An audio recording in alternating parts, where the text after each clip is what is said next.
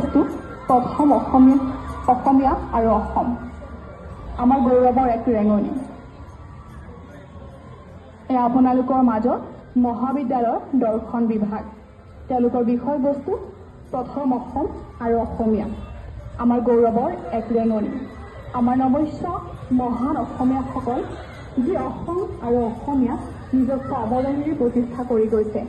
চুকাফাৰ পৰা গোপীনাথ বৰদলৈকে, শংকৰদেৱৰ পৰা ভূপেন হাজৰিকালৈকে, সিংহযাত্ৰাৰ পৰা কাৰেঙৰ লিগিৰিলৈকে, অৰুণোদয়ৰ পৰা পতঞ্জলিলৈকে, ৰাজাবালা দাসৰ পৰা গুৱাহাটী বিশ্ববিদ্যালয়লৈকে, জয়মতীৰ পৰা মামণি ৰয়ছম গোস্বামীলৈকে উৎকৃষ্টতাৰ সৰ্বোত্তম নিদৰ্শন আগবঢ়াই অসমক গঢ় দিয়া অগ্ৰগামীসকলক আমি প্ৰণিপাত জনাইছোঁ। এখন গৌৰৱোজ্জ্বল অসম গঢ়ি অসমৰ প্ৰগতিৰ পথ প্ৰশস্ত কৰা সেই মহান ব্যক্তি আৰু অনুষ্ঠানসমূহলৈ আমি গৌৰৱে কৰোঁ আৰু চিৰদিন কৰি থাকিম।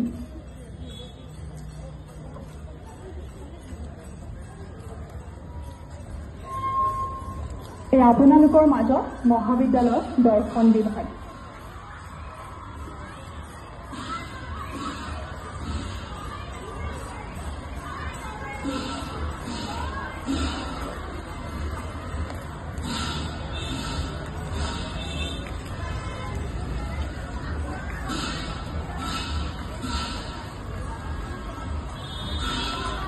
এইবাৰ আদৰণি জনাইছোঁ মহাবিদ্যালয়ৰ পদাৰ্থ বিজ্ঞান বিভাগক।